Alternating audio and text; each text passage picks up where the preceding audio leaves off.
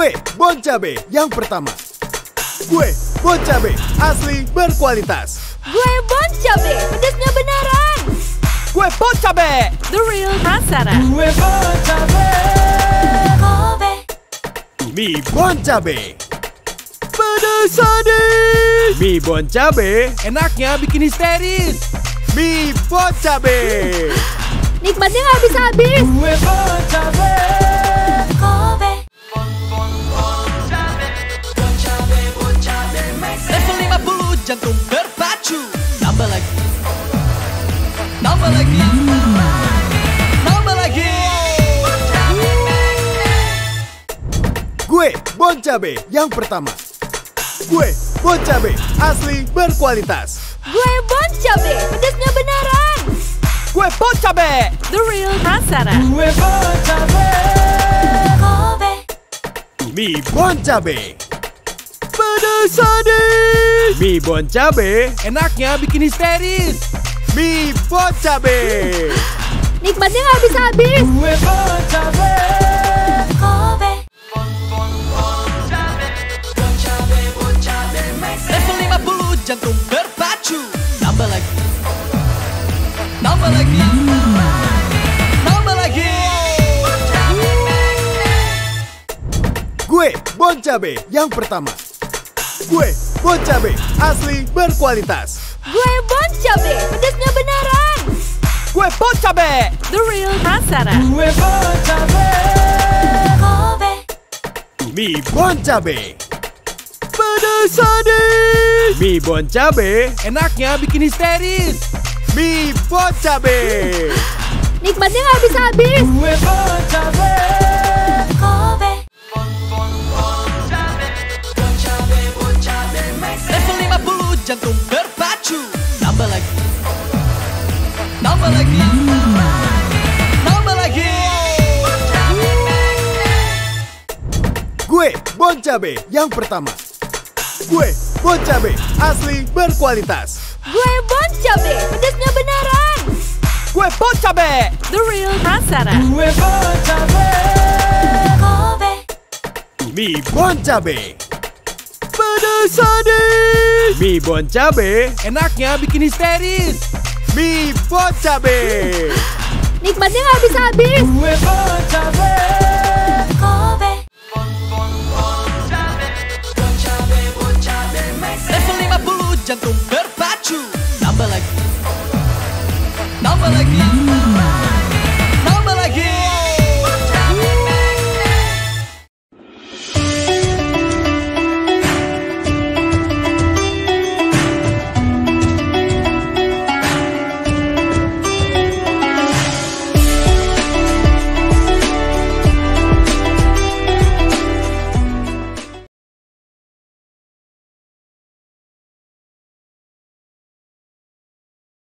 Assalamualaikum warahmatullahi wabarakatuh. Halo Bon Cabe Lovers. Selamat datang lagi di acara Ngabuburit Asik volume 2 dengan tema Radiate Positivity with the one and only Bon Cabe.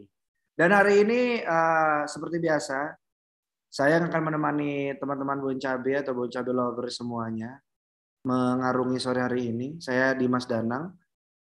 Dan untuk yang baru datang mungkin mau diingetin gitu ya, kalau ini adalah volume kedua, berarti udah ada volume pertama yang juga membawa positivitas dari Bon Cabe. Karena ini emang acara ini emang komitmen dari Bon Cabe yang ingin terus berinovasi dan menyebarkan sarana yang positif untuk Bon Cabe Lovers dan juga sekitarnya Bon Cabe Lovers gitu. Dan Bon Cabe memberikan rangkaian acara yang akan menemani ngabuburit Bon Cabe Lovers selama bulan Ramadan dengan tema-tema talk show yang seru.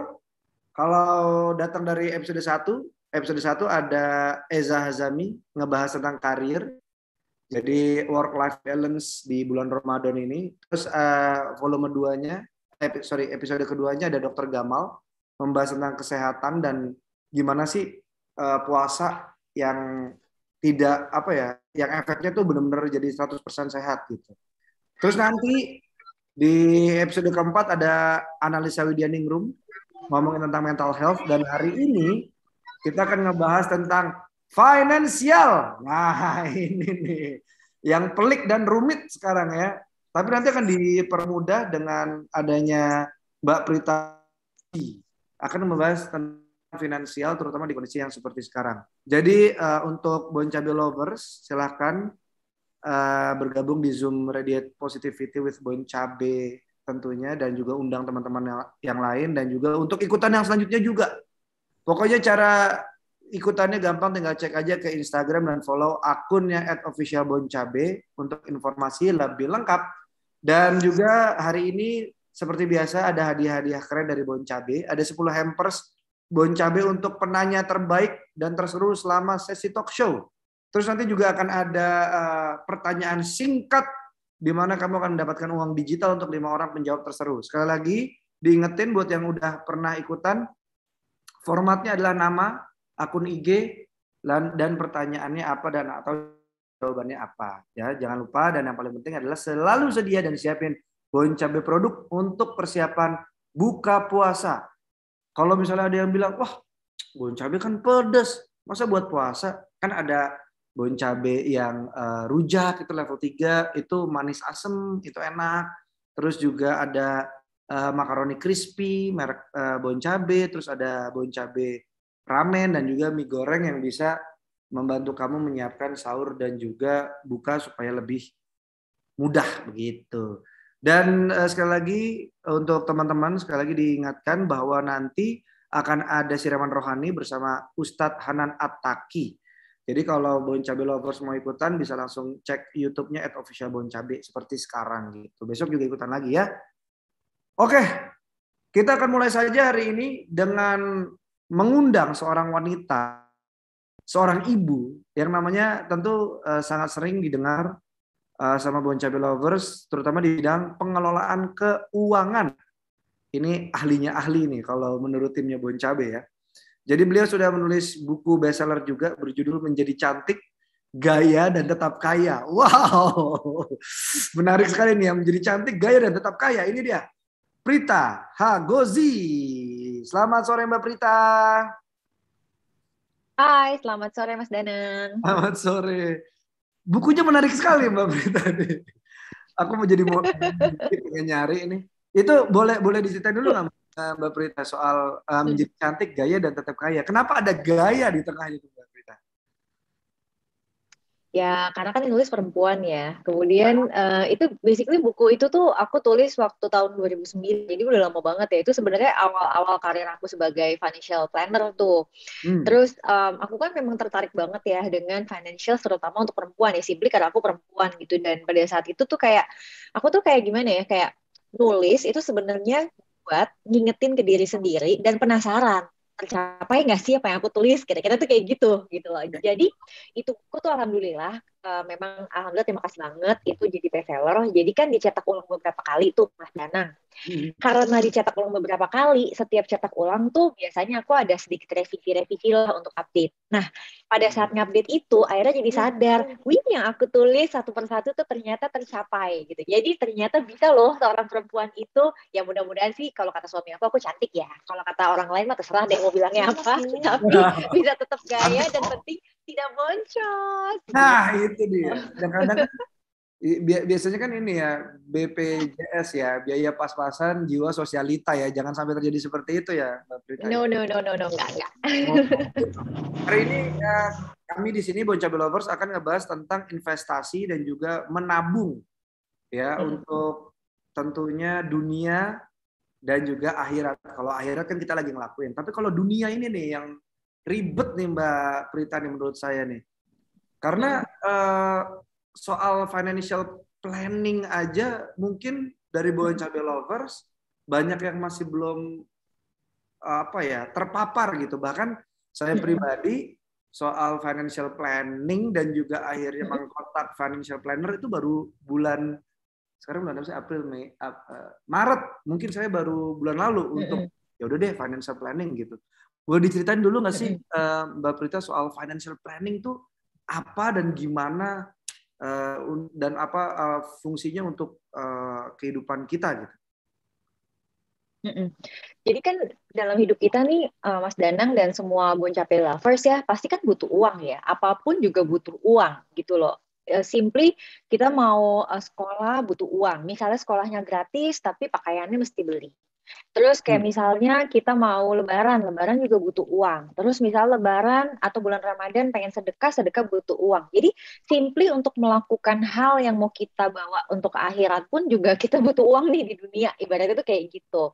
Nah, yang menarik buat aku itu adalah financial planning itu sebetulnya bukan motivasinya bikin kita tuh kaya raya cepat. Jadi kalau ada Boncabe lovers di sini, oh aku ikut nih acara hari ini, besok gue langsung kaya raya. Waduh, udah deh, mendingan nyemil Boncabe aja ntar pas buka puasa ya, gitu. Karena apa namanya, Terusnya itu yang langsung kayak ya. gitu tuh yang paling, iya itu kayak gitu tuh yang paling bahaya sebenarnya. Itu yang kayak gitu yang paling bahaya. Kenapa? Karena kita tuh tidak mau melalui sebuah proses. Kita nggak mau berubah tuh satu demi satu. Padahal yang namanya financial planning itu adalah sebuah proses di mana kita itu secara berkelanjutan. Jadi kayak everyday, setiap hari itu kita merubah kebiasaan-kebiasaan kita yang tadinya buruk atau yang tadinya biasa aja itu menjadi lama-lama lebih baik.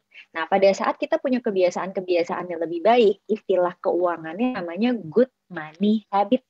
Kalau kita udah punya good money habit, maka akan sangat mudah untuk kita melakukan pengelolaan keuangan. Nah, yang menarik dengan financial planning itu, Mas Danang, ya kita mesti punya uang. Kalau nggak ada yang dikelola, bener nggak? Jadi artinya pengelolaan keuangan itu ada gimana cara kita mendapatkan penghasilan yang baik, cara mendapat penghasilan yang bisa terus-menerus dapat gitu ya, nggak cuma sekali-sekali aja gitu.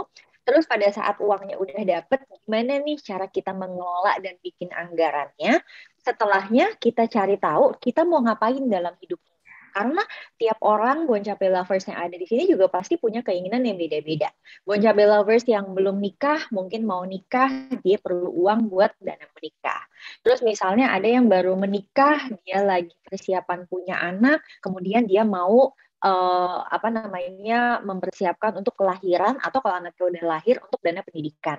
Atau misalnya kalau yang anaknya udah mulai remaja nih, kemudian dia mulai prepare untuk dana pensiun. Atau misalnya aku belum punya rumah Mbak Prita, jadi aku pengen punya rumah. Nah, itu namanya tujuan keuangan. Setelah anggaran, kita cari tahu gimana caranya kita bisa nabung, kita bisa investasi untuk mencapai tujuan keuangan.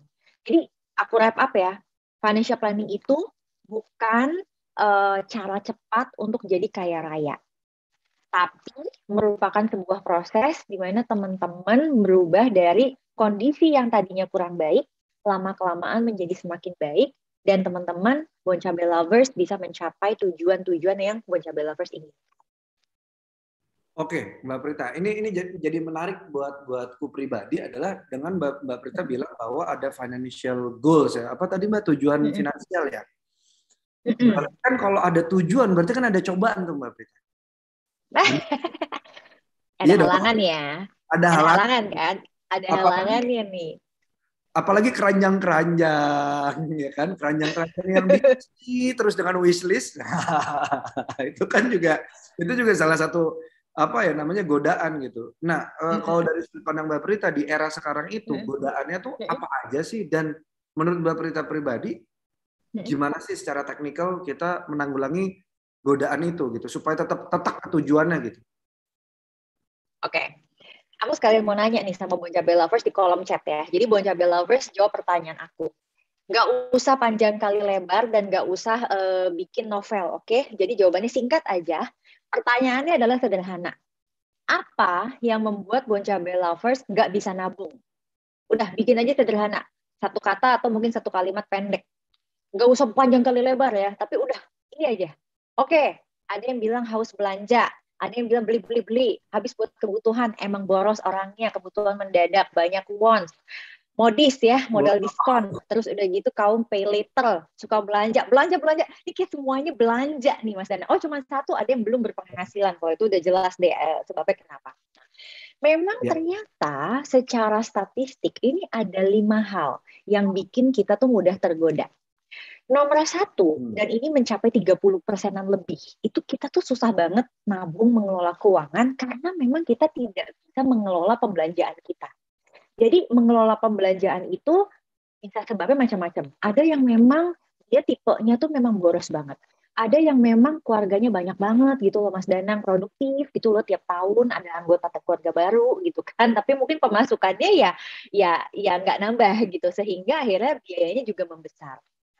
Kemudian yang kedua yang bikin kita susah nabung tuh godaannya adalah cicilan. Nah, zaman sekarang cicil tuh gampang banget.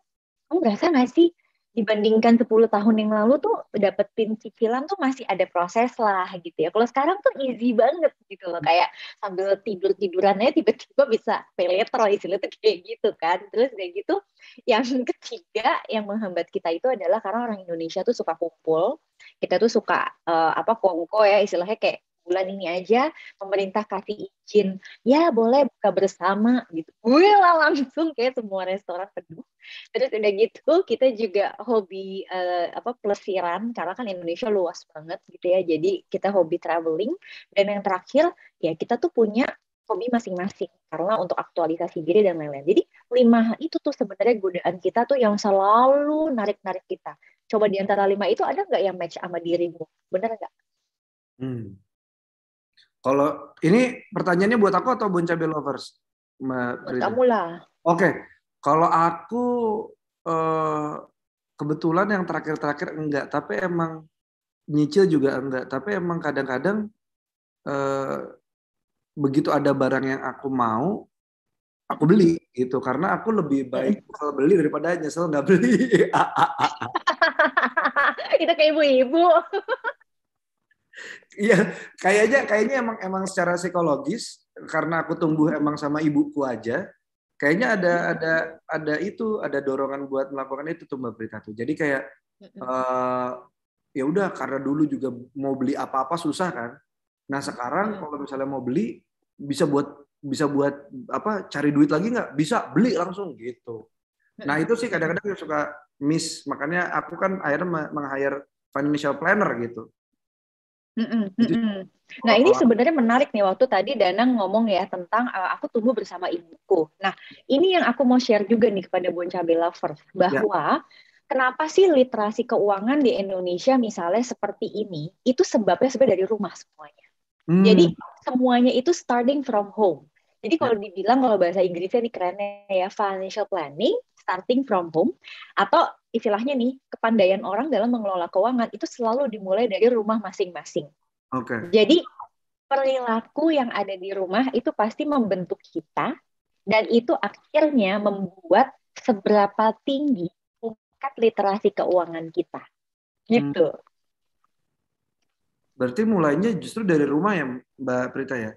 Berarti juga godaannya juga dari dalam diri sendiri kan? Kayak contohnya, ini aku kasih contoh aku aja kali ya Mbak Prita ya. Kayak aku tuh nggak pernah pakai kredit card sebelum aku punya uangnya. Itu berarti artinya memang kamu terdidik seperti itu gitu loh. Jadi semua Bon Cabe Lovers sih juga akhirnya jadi bisa paham kenapa sih misalnya kok aku lebih boros, atau kenapa sih aku bisa lebih hemat. Coba ditanya, atau misalnya investasi, kenapa sih aku misalnya pilih investasinya emas, kenapa aku pilihnya ini, itu sebetulnya asal muasalnya itu pasti datang dari rumah masing-masing. Nah, setelahnya baru akhirnya kita terpapar dengan lingkungan, dengan siapa kita berteman, kemudian dengan akun media sosial apa yang kita ikutin. Ibaratnya nih, kalau di sini ada Bon Cabe Lovers yang merupakan followers Prita, biasanya sih dia udah banyak yang bilang ya 2 tahun ikut Prita itu tingkat literasinya itu nambah gitu. Kenapa? Karena kita biasanya akan sama dengan orang-orang di sekeliling kita, bener nggak? Makanya kita mesti dikelilingi sama orang-orang yang positif juga, bener nggak sih? Setuju. Nah, berarti nabung itu kita bisa mulai dari mana sih Mbak Prita? Misalnya katakanlah kan nggak semua orang punya penghasilan untuk ditabung, katakanlah gitu. Nah, gimana caranya menabung sih awalnya gitu Mbak Prita? Yes, sebenarnya kita bisa start untuk menabung itu dari sejak masih remaja. Jadi orang-orang yang masih remaja itu biasanya kan dapat uang saku nih dari orang tuanya. Kalaupun misalnya dia nggak dapat uang saku dari orang tuanya, kadang dia juga ikut membantu orang tuanya, misalnya jualan atau apa, kemudian dia juga dapat uang lah dari situ. Nah, sekarang kita tuh sangat dimudahkan sebenarnya Mas Danang dengan banyaknya opsi-opsi investasi yang bisa dibeli dengan 10.000 aja. Jadi dengan 10.000 itu kita bisa mulai menabung dan berinvestasi. Artinya kita semua nih Boncabe lovers yang hadir di session hari ini, itu kita sebenarnya bisa berinvestasi. Tinggal masalahnya mau menyisihkan atau tidak. Jadi startnya dari situ. Aku selalu bilang start small but start now. Mulai dari yang kecil tapi mulai dari sekarang. Gitu kira-kira. Jangan ditunda-tunda karena kalau orang belanja mah habis-habis aja gitu ya. Benar. Nah, kalau tadi Mbak Prita bilang nabung sekaligus investasi. Bedanya nabung sama investasi itu di mananya sih Mbak Prita? Apa di hasil akhirnya atau di apanya Mbak Prita? Nah, itu menarik nih pertanyaannya. Aku juga sekalian mau nanya sama Boncabe lovers ya. Coba Boncabe lovers di sini semua punya tabungan nggak? Coba kasih tahu ke Prita. Ya, Boncabe lovers tulis di kolom chat punya. Katanya ada Mbak Afifah bilang punya, Mbak Natalia bilang punya Kak. Aduh, aku senang banget di sini aku dipanggil kakak ya, berasa muda. Emang masih Terus kakak. udah gitu. Terus udah gitu ya, aku mau nanya nih. Coba kalian bedah rekening tabungannya lebih banyak frekuensi uang keluar atau frekuensi uang masuk. Aku nggak nanya rupiahnya loh ya, itu rahasia dapur. Tapi aku nanya frekuensinya lebih banyak uang keluar atau uang masuk. Lah ini kenapa lebih banyak uang keluar? Katanya tabungan. Kenapa tabungan jadi bocor begitu ya? Uangnya keluar semua. Artinya apa? Artinya kita bilang kita punya tabungan, padahal kita belum punya tabungan. Kalau kita punya tabungan, uangnya tuh kekumpul kayak zaman dulu celengan ayam. Jadi dia tuh nggak ngalir gitu bawahnya. Kalau ini kan jadi kayak atasnya diisi, bawahnya bocor gitu. Itu namanya dompet elektronik ya. Oke? Nah, kalau tabungan, uangnya masuk nih ke dalam kayak celengan itu, terus kekumpul. Dan kita nggak dapat untung. Makanya kalau kita pecahin celengan ayam, ya uangnya segitu-segitu aja. Tapi kenapa sih kita nyimpen uang di situ? Karena kita mungkin punya satu cita-cita atau kita punya suatu keinginan. Jadi uangnya kayak, ini kita masukin situ dulu deh. Nanti giliran udah penuh baru kita pecahin, lalu kita belanja. Itu tuh tabungan. Nah sekarang gimana dong Mbak Prita? Kalau aku kepingin ngumpulin uang, tapi aku juga kepingin ada keuntungannya. Itu baru namanya investasi. Jadi beda banget antara dompet elektronik atau simpenan dengan tabungan dan investasi. Terus aku perlunya yang mana? Semuanya tuh perlu. Jadi kalau misalnya untuk kebutuhan hari-hari, berarti teman-teman pakai dompet elektronik atau misalnya rekening tabungan yang fungsinya kayak dompet elektronik. Terus kalau aku kepengen misalnya beli barang, let's say misalnya mau hewan kurban nih 2 bulan lagi, karena kan 2 bulan lagi umat muslim juga akan Idul Adha nih. Berarti kalian nabung, karena kalian nggak perlu punya untung besar-besar tuh nggak perlu. Tapi kalau kita bicara, oh aku kepengen bisa nanti beli rumah 5 tahun lagi, nah itu uangnya mesti bisa berputar melawan inflasi tuh, nah itu keuntungan. Nah investasi itu juga ada sedikit resikonya, ada juga yang besar. Jadi memang di situ perlu tuh kita belajar supaya kita investasinya tuh nggak salah kaprah gitu. Oke, investasi harus belajar, Mbak Prita. Di kelasnya Mbak Prita atau di perusahaan Mbak Prita atau di Instagramnya diajarin juga soal investasi. Benar. Jadi aku tuh kan diamanahin untuk build The Finance ya, itu kan tempat edukasi lah, literasi keuangan. Nah itu kita sadar banget nggak mungkin kita bisa mengedukasi orang-orang itu hanya dari akun media sosial. Karena bisa salah kaprah gitu loh, bisa salah juga penerimaannya, atau orang nggak ngerti ini mana sih yang cocok buat saya, kira-kira kan kayak gitu. Nah, itu kenapa juga kita tuh biasanya bikin kelas, atau kayak hari ini kita ngobrol nih gitu ya, itu sebenarnya ngebantu aku untuk bisa nge-match nih sebetulnya Boncabe lovers sukanya yang seperti apa. Nah, investasi itu pada dasarnya memang harus disesuaikan dengan tiap orang. Jadi kalau aku mungkin gampangnya ya, investasi itu kayak gini. Misalnya kita kayak mau milih makanan, oke? Kita mau milih makanan, kemudian kita tuh di sini punya namanya profil, kita punya yang namanya minat, kita punya namanya toleransi.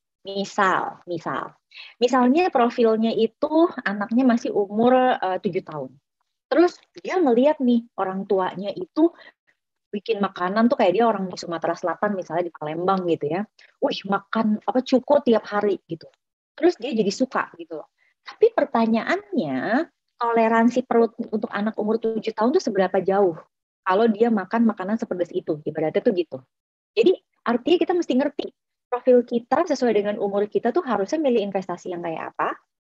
Terus minat kita nih kayak dari belajarnya dan lain-lain itu seberapa jauh. Nah kemudian toleransi itu adalah seberapa sih kita bisa nggak apa-apa kalau ngelihat investasi kita turun. Ibarat aku pernah nanya, kamu kalau investasinya turun 10.000, kamu marah nggak? Pasti ada yang bilang marah, ada yang bilang enggak. Kalau 10.000 aja dia marah, berarti dia hanya bisa berinvestasi di aset yang memang aman banget gitu, tidak berisiko. Tapi kalau dia bilang nggak apa-apa kok gitu ya, 10.000 turun nanti juga bakal naik lagi. Nah, berarti dia boleh tuh pilih investasi yang memang lebih apa ya istilahnya itu lebih berisiko lebih tinggi. Nah itu ada tahapannya Mas Dana, nggak bisa kayak tiba-tiba orang ibaratnya kayak nggak pernah nyobain tadi ya pempek yang pedes banget terus tiba-tiba langsung level 10 kan enggak dong, masih starting dari level 0, level 1, pedesnya kan pelan-pelan gitu ya sampai akhirnya seberapa sih toleransi perutnya itu gitu. Nah itu sama, waktu milih aset investasinya itu kalau yang istilahnya level 0 tuh mungkin kayak deposito gitu ya. Jadi belajar dulu deh supaya tabungannya tuh nggak gampang diambil-ambil. Jadi kan deposito ditahan tuh sebulan gitu. Terus dia udah bisa nih level 0 naik nih kelas ke level 1. Oh, dia udah bisa nih misalnya berinvestasi di reksadana pasar uang gitu. Oh, dia udah bisa lagi nih level 2. Oh, misalnya di emas. Oh, dia naik lagi level 3 reksadana yang lebih beresiko, misalnya reksadana campuran, atau bahkan, dia udah level 10 loh, dia udah canggih banget gitu kan ya. Nah, dia bisa investasi di saham. Jadi, basically, pasti akan ada level-level yang pas untuk setiap orang. Oke, berarti jangan jangan ikut-ikutan gitu kali ya Mbak Prita. Mendingan cari tahu ya. Karena investasi ini bukan fantasi kan ya Mbak Prita ya? Bukan dong, emang kamu pikir anime? Iya kan soalnya kan suka banyak wah invest di sini cepet kaya apa gitu dikasih fantasi gitu suka. Dan boleh nggak nanti Mbak Prita kita ngebahas tentang investasi bodong misalnya gitu, tapi ini ada pertanyaan-pertanyaan dari Bon Cabe Lovers dulu nih Mbak Prita, untuk Mbak Prita. Boleh dong. Oke, dari yang pertama Ellen dari Bogor. Kira-kira yang cocok buat wanita yang berkeluarga itu investasi atau bekerja? Program investasi apa yang aman dan risiko rendah untuk ibu rumah tangga? Terima kasih dari Ellen. Oke. Kan tadi di awal kita udah sedikit ngobrol ya. Yang namanya pengelolaan keuangan berarti uangnya mesti ada. Nah, sekarang gimana uang itu bisa ada di keluarga? Ya berarti harus ada yang kerja. Kecuali kalau memang keluarganya Mbak Ellen ini dapat warisan gede banget gitu. Tapi kan kalau kita nggak dapat warisan gede banget, ya berarti kita harus kerja. Maka pertanyaannya mau seberapa banyak nih uang yang bisa dikelola? Kalau memang maunya banyak banget, yang mungkin kerjanya harus dua-duanya gitu loh. Nah, setelah dua-duanya kerja, kan mendapatkan penghasilan, berapa banyak nih yang akan terpakai sebagai biaya rumah tangga. Berarti artinya di luar itu bisa kita investasikan. Nah, jadi artinya kalau memang kita mau berinvestasi, memang didahului dengan punya uangnya dulu. Nah, kalau punya uang dari suami aja udah cukup, ya udah nggak apa-apa. Berarti abis itu kita langsung berinvestasi. Nah, ibu rumah tangga sebenarnya bisa berinvestasi di mana? Sebenarnya semuanya bisa. Karena ibu rumah tangga juga ada yang sukanya level 0, level 5, level 10, beda-beda kan. Nah, ini yang makanya ibu rumah tangga ini harus tahu dia tuh sebenarnya profilnya gimana. Dia tujuan financial goals-nya atau tujuannya mau ngapain dan berapa tahun lagi. Lalu dari situ baru dia lihat seberapa sih kemampuan dia untuk belajar. Jadi minat untuk belajarnya itu seberapa jauh.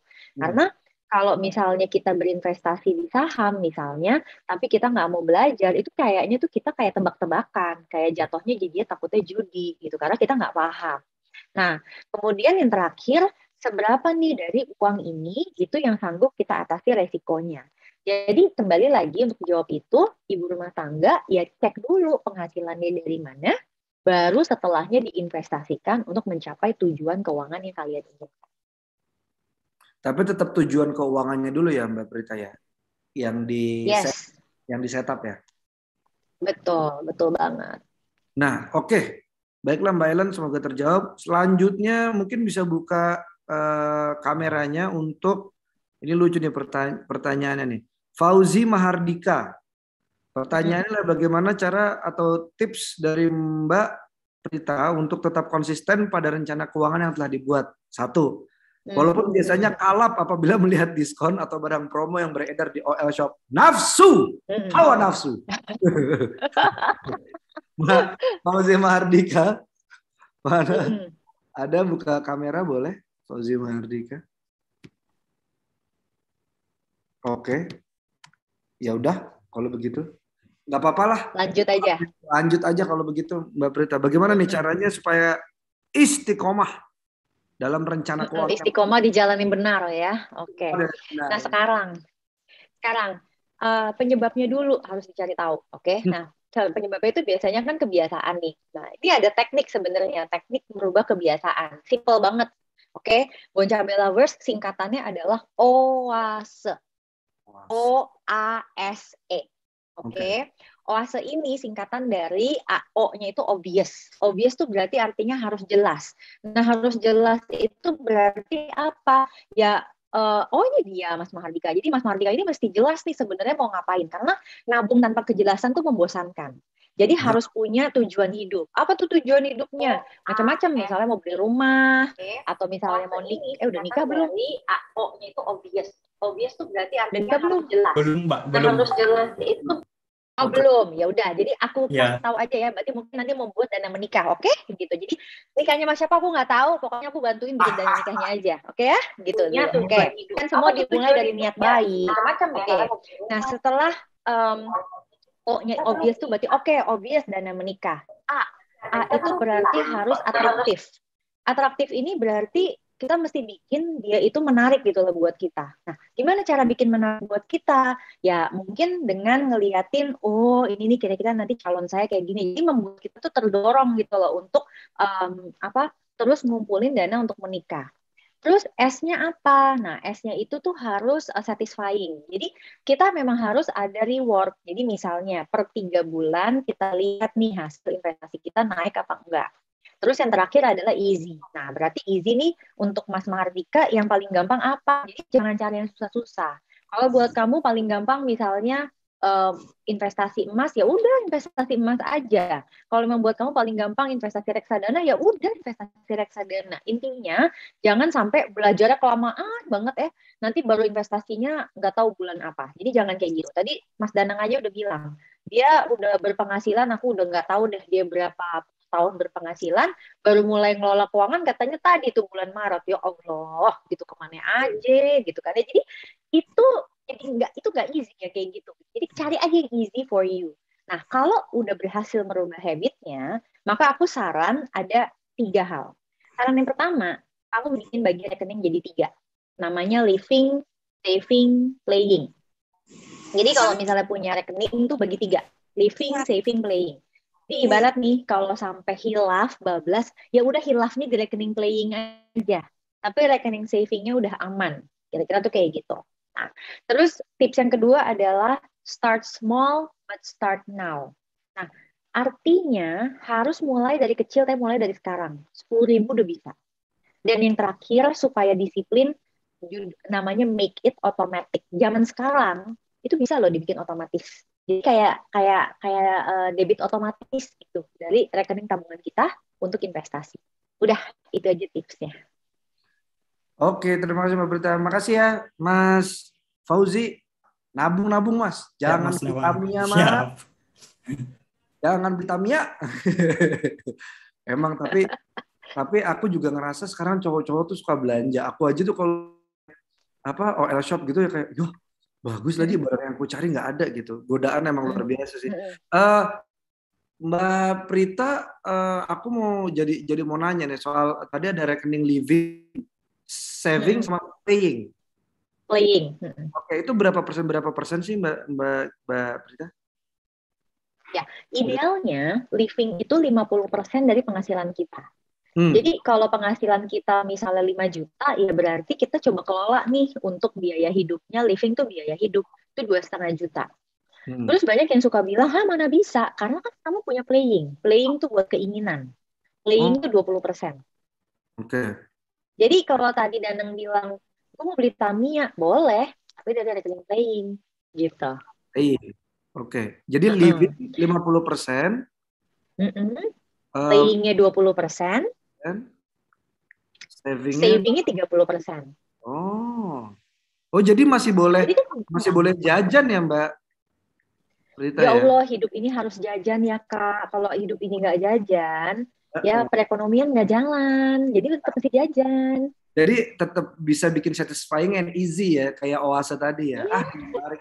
ya Ini benar. sekaligus untuk menjawab pertanyaan Dewi Nurdiana. Bukan deh. Mm-mm. Untuk menjawab pertanyaan mana sih tadi? Oh iya bener, Mbak Dewi Nurdiana dia bilang berapa persen sih alokasi anggarannya gitu. Oke, kalau itu sudah terjawab sekalian. Nah, kita langsung masuk ke pertanyaan yang nyambung nih Mbak Prita ke bahasan kita selanjutnya. Dari Rizka Martavia. Rizka Martavia nanya, untuk seorang sandwich yang terjebak di sandwich generation, bagaimana investasinya dan bagaimana supaya lolos dari investasi bodong? Silakan Mbak Prita. Ya Allah, ya. Jadi gini, untuk teman-teman yang saat ini jadi tulang punggung keluarga atau sekarang kan udah sebenarnya bahasa generasi sandwich udah lama banget dari tahun 80, cuman kan mungkin baru datang ke Indonesia-nya sekarang ya. Jadi itu prinsipnya memang tanggungan kita tuh banyak. Jadi kita tuh memang harus menghitung tanggungan-tanggungan tambahan itu sebagai bagian dari living expenses kita. Jadi kalau tadi Prita bilang living, saving, playing, ya memang kemungkinan kalau mereka yang tulang punggung keluarga atau generasi sandwich, itu biasanya memang susah tuh ngelola livingnya dia di 50%. Dia biasanya memang livingnya itu paling enggak 70-80. Nah berarti sekarang harus memilih apa yang kira-kira dikorbankan. Berarti kan yang dikorbankan cuma tinggal 2. Kalau nggak savingnya dikorbanin atau playingnya dikorbanin. Nah, kalau savingnya dikorbanin, berarti masa depannya dia sendiri yang nantinya bakal jadi pembentuk generasi sandwich berikutnya. Nah, maka kita harus rubah kan, bener nggak? Jadi kitanya yang harus start. Startnya dengan apa? Tadi balik lagi, 10.000. Aku tuh punya ya satu tips, yang kan aku namanya Prita Hapsari Gozi. Namanya tuh Hapsari, Mas Danang. Nama metodenya Hapsari. Hapsari itu singkatan. Hanya perlu selembar aja sehari. Nah, lembarannya mau berapa terserah deh. Ya, mau 1.000 ke, mau 2.000, mau 5.000, go for it, terserah deh. Ya, tapi dari situ generasi sandwich pasti bisa. Nah, tanpa dia sadar, yang dia bangun tuh kebiasaannya. Kebiasaan itu yang dia bangun, the good money habit yang dia bangun. Jadi pada saat nanti dia dititipin rezeki yang lebih tinggi lagi sama Tuhan, dia udah terbiasa menyisihkan gitu. Tapi kalau dulu nyisihinnya bisanya berapa, nanti lama-lama nyisihinnya mungkin tiap hari bisa 1 juta. Amin, hari Jumat ya, semuanya aminin gitu yang baik-baik. Oke, jadi sebenarnya nggak perlu ya tadi ya, yang penting secepatnya dimulai karena jangan sampai orang kan berpikir kan, wah saya nggak bisa nabung. Padahal 10.000 itu kalau disisihin ya jadinya nabung ya Mbak Prita ya. Dan kalau setahun berarti kan jadi ada 3.650.000.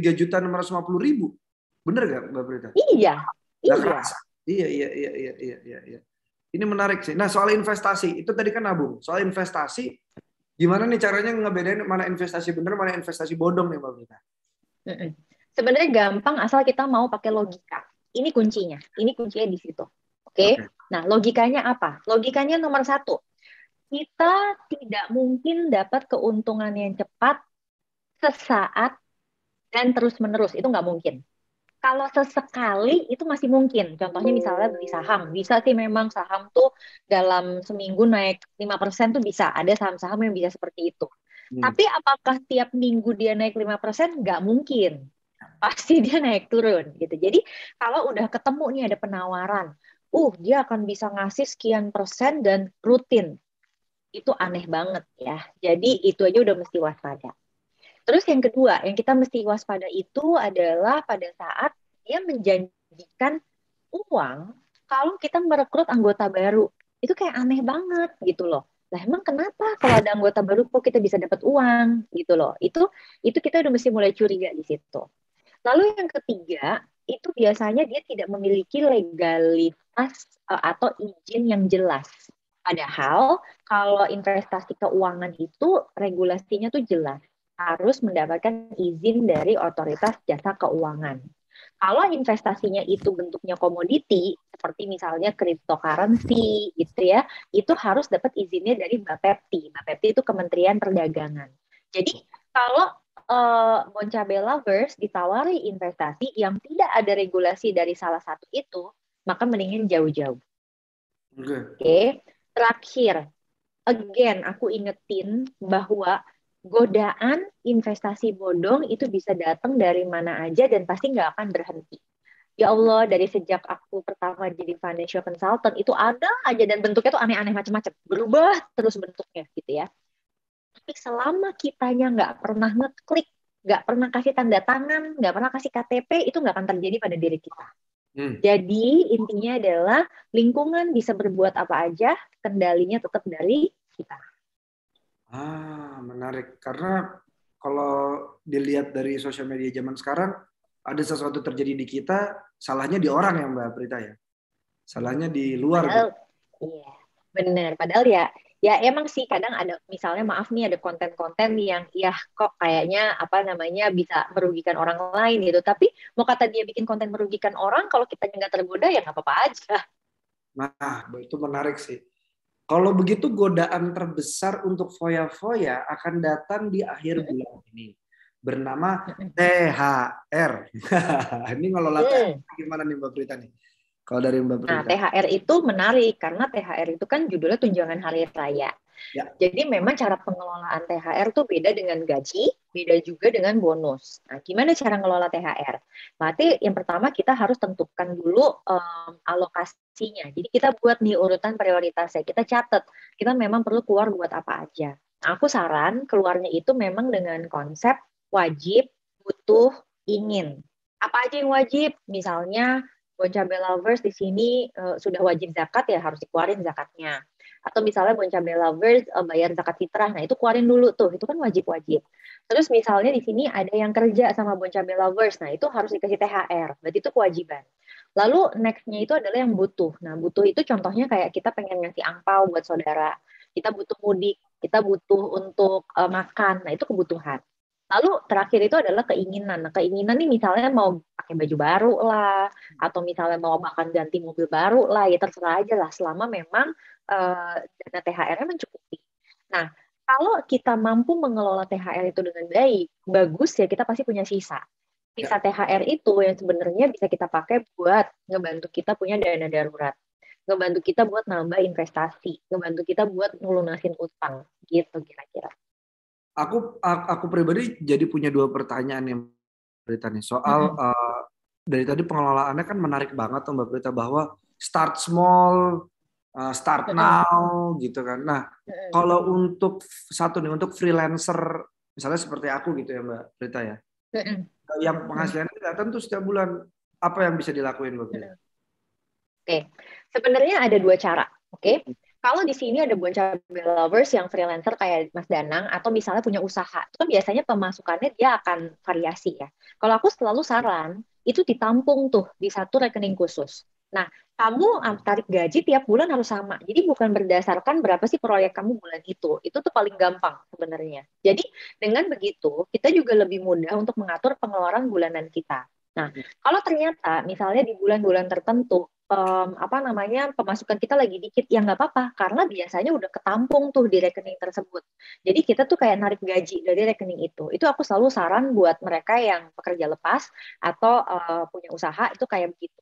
Nah, aku sendiri kan juga profesinya banyak ya Mas Danang. Maksudnya aku sendiri CEO di sebuah perusahaan. Aku juga seorang dosen. Terus sekarang 2 tahun terakhir tiba-tiba jadi content creator gitu kan. Nah, itu jadinya juga pengelolaan lain-lain gitu loh. Kalau dari perusahaan ada gajinya, jelas semua PT. Kalau dari dosen itu tergantung honor ngajar gitu kan. Nah, yang content creator ini nih yang menarik banget gitu. Yang aku jadi tahu, oh ini tuh rasanya freelancer tuh kayak begini gitu. Kira-kira tuh kayak gitu. Nah, di situ pun aku tetap menerapkan nariknya itu sama tiap bulan. Jadi itu yang memudahkan.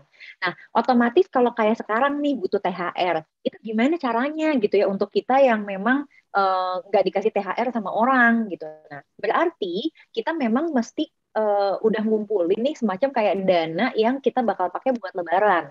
Terus kita tuh memang tahu, oh tiap tahun tuh kita misalnya punya pengeluaran apa, misalnya pajak, terus misalnya bayar STNK atau mau ngapain. Nah itu juga udah ada peruntukannya. Dan yang terakhir aku ingetin orang yang freelancer atau pengusaha itu kan gak ada yang nanggung biaya kesehatannya. Dan kalau biaya kesehatannya itu sampai terjadi tuh lumayan tinggi banget. Jadi aku anjurin untuk minimal ikut iuran BPJS Kesehatan, nextingnya harus punya dana darurat kesehatan, nextingnya punya asuransi kesehatan. Jadi memang harus melakukan itu semua.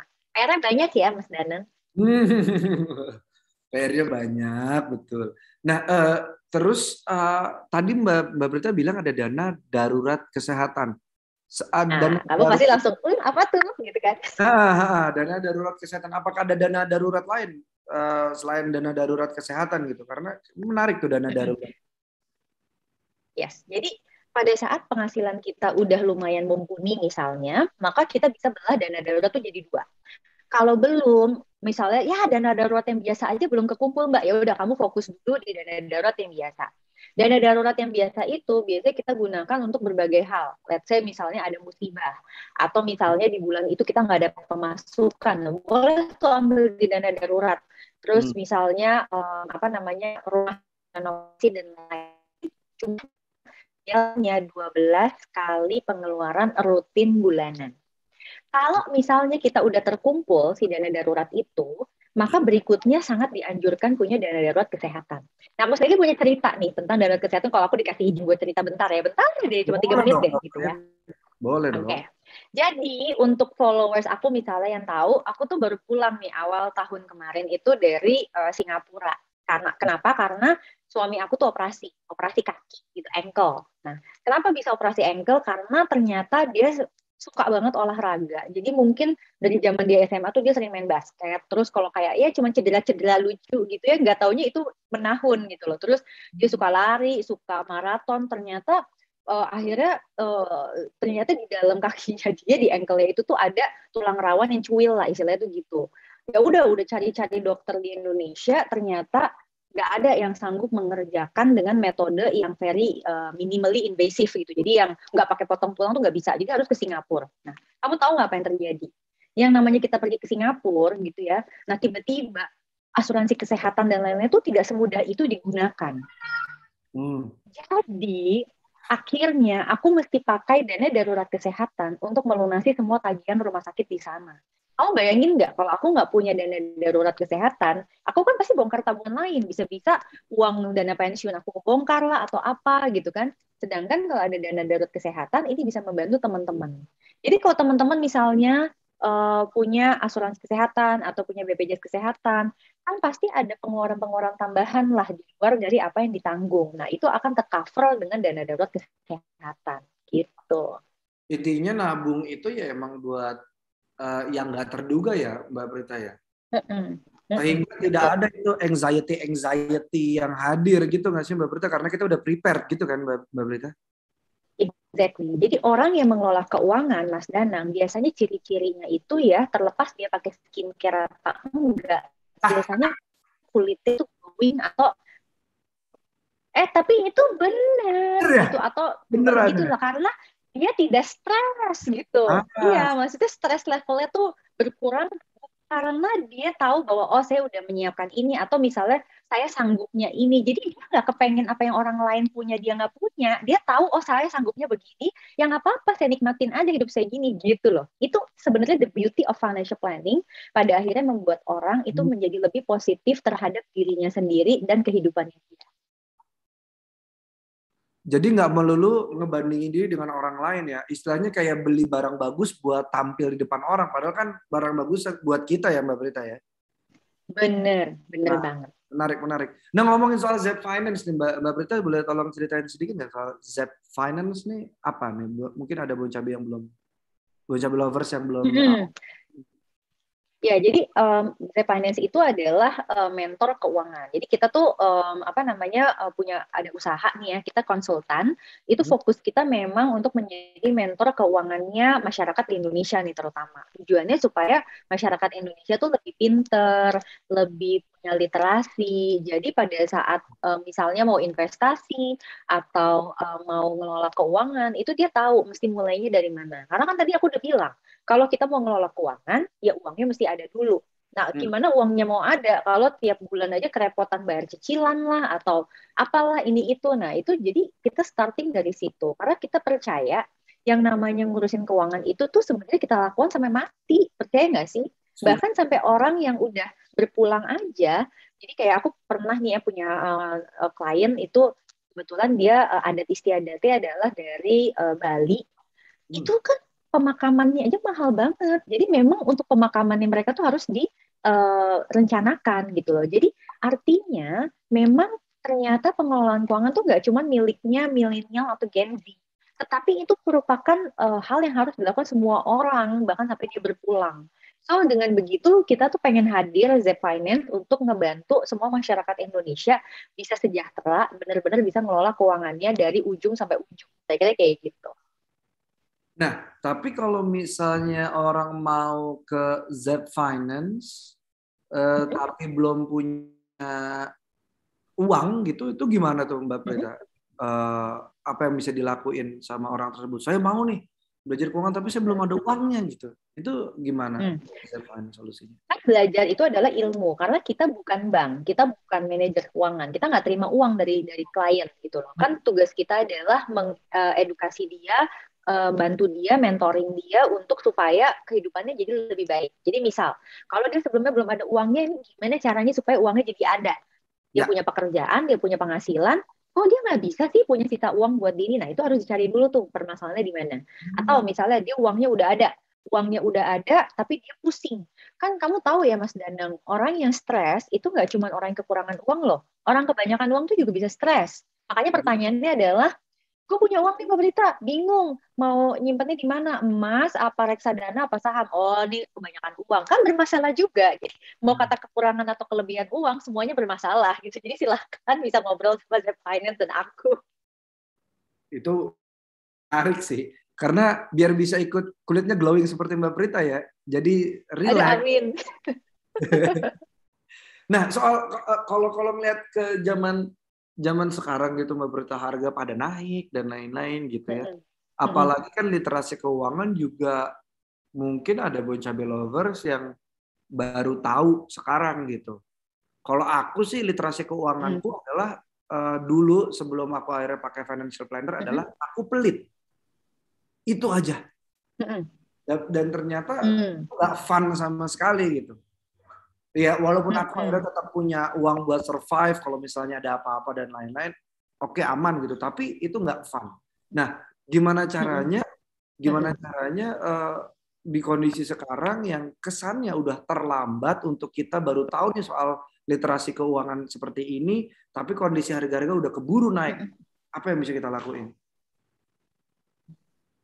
Oke, nomor satu pastinya adalah kita harus bikin yang namanya anggaran. Ini wajib. Karena dengan adanya anggaran, itu kita jadi ngerti, oh saya tuh sebenarnya sanggupnya kalau berbelanja atau punya pengeluaran tuh sejauh mana.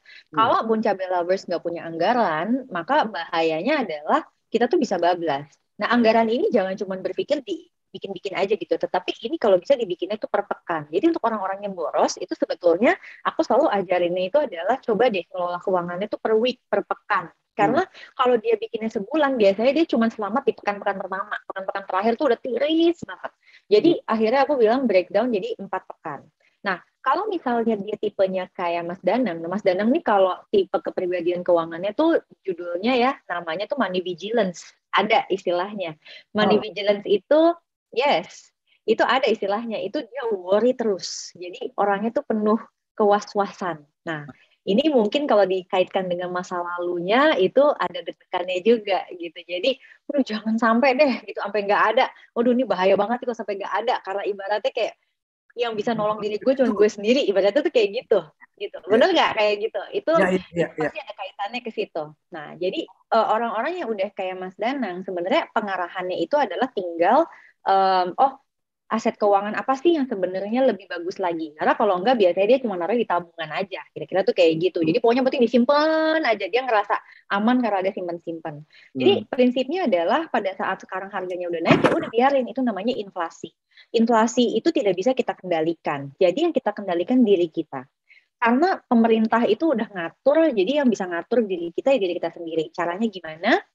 Dari anggaran itu kita tentuin pembelanjaan kita seperti apa tiap bulannya. Kemudian kita pilih nih smart shopping gitu ya, merek-merek yang memang berkualitas tetapi secara harga pun ekonomis. Dan yang ketiga itu tahu persis pemakaian kita berapa banyak supaya tidak berlebihan. Paling nggak suka tuh aku kalau belanja itu berlebihan, akhirnya kita banyak buang-buang barang. Jadi lebih baik kita tuh tahu pola pengeluaran kita seperti apa, pola konsumsi kita gimana, supaya kita benar-benar hidup itu harus sesuai dengan kebutuhan kita. Wow, menarik. Kita ternyata masih bisa diakalin ya, Mbak Prita ya, dengan disiplin dan juga si anggaran tadi ya. Oke. Betul.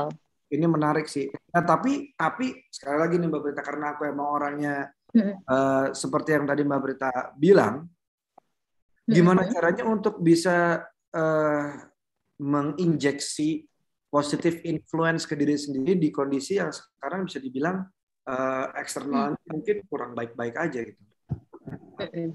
Aku tahu pasti susah ya, karena kan tiap orang punya kondisi juga beda-beda gitu. Ya. Jadi kalau aku selalu mencoba seperti ini, gimana sih cara kita merubah diri kita supaya lebih positif dan lebih mindful. Nomor satu, always surround yourself with people yang kamu kepengen jadi kayak gitu. Karena kalau kita bergaul sama orang yang tukang ngeluh, percayalah kita juga bakal jadi tukang ngeluh gitu. Orang apa juga dikeluhin.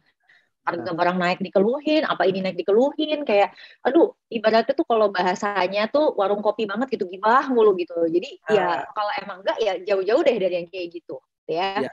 Terus yang kedua, cari sesuatu yang memang mudah buat kita lakukan, tetapi membuat diri kita tuh kayak fulfill, jadi kayak bermanfaat. Aku nggak tahu apa, beda-beda tiap orang gitu. Kayak misalnya Mas Danang punya kehebatan kreatif, bisa bikin orang ketawa atau gimana, ya then you do it gitu loh, karena itu sesuatu yang akan fulfilling pada diri kita.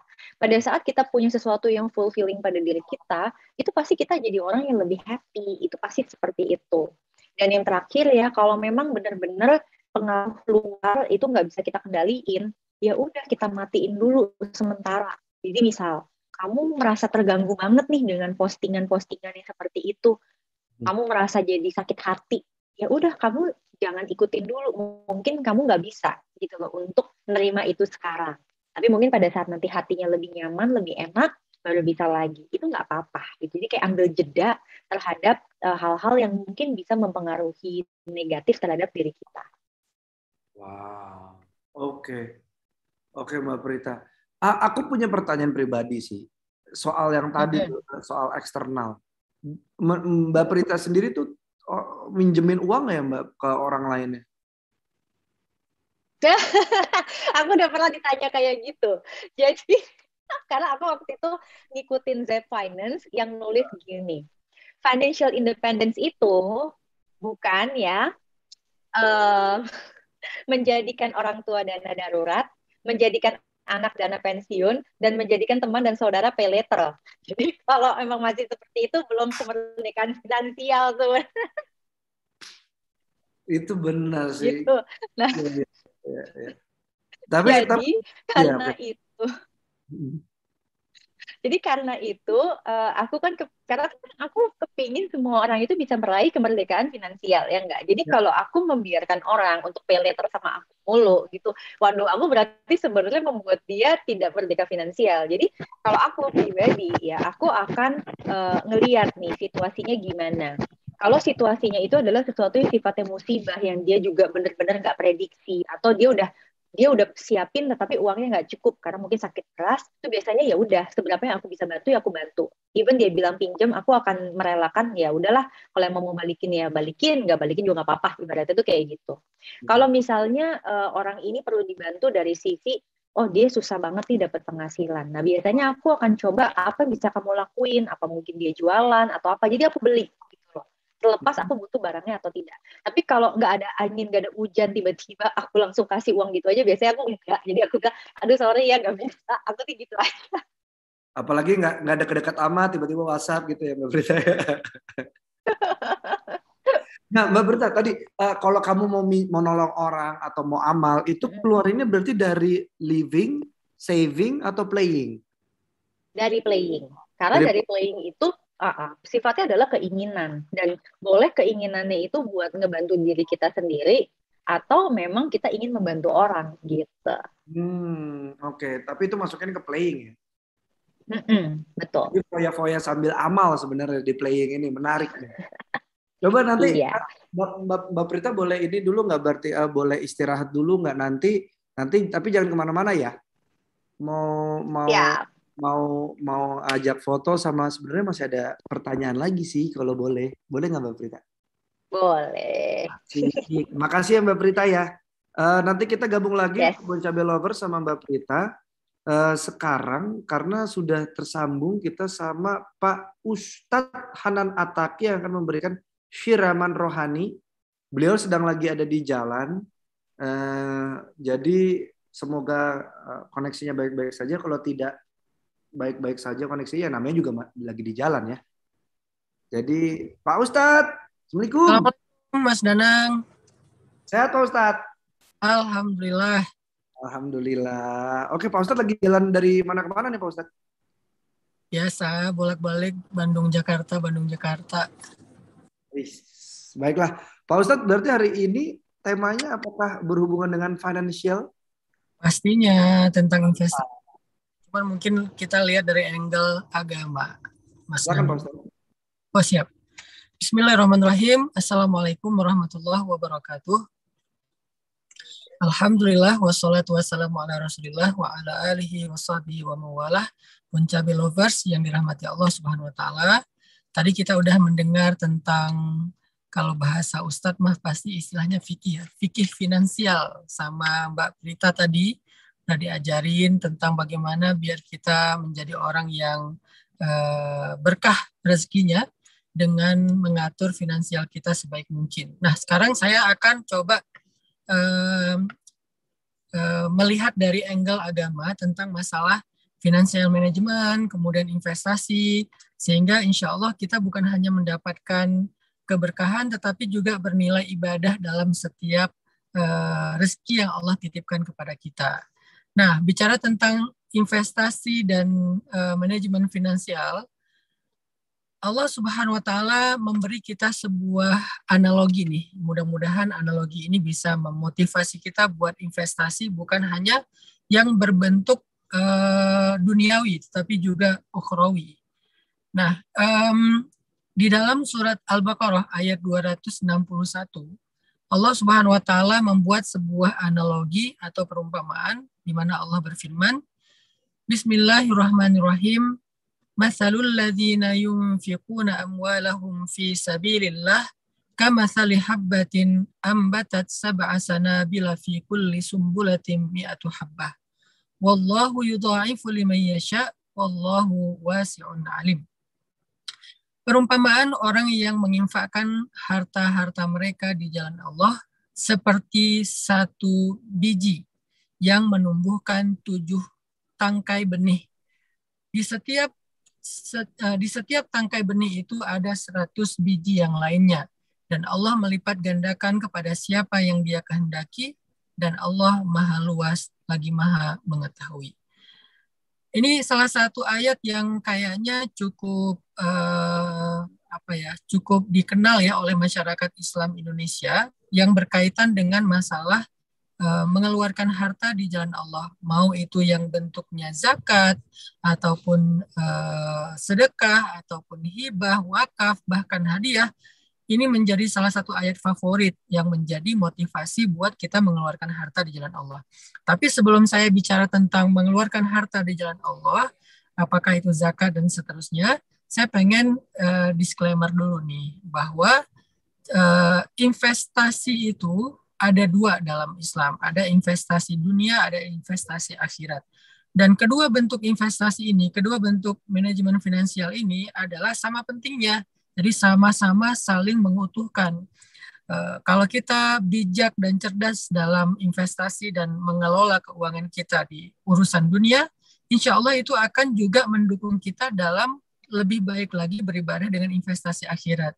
Misalnya, kalau kita seorang employee atau self-employee atau mungkin profesional dan pengusaha, kita punya kelebihan rezeki, kemudian kita kelola itu dengan baik, kemudian kita investasikan lagi sehingga akhirnya kita mendapatkan pertumbuhan finansial yang bagus, maka dari setiap pertumbuhan finansial yang bagus itu pastinya kita akan lebih mudah lagi untuk beramal soleh. Lewat zakat, lewat sedekah pastinya.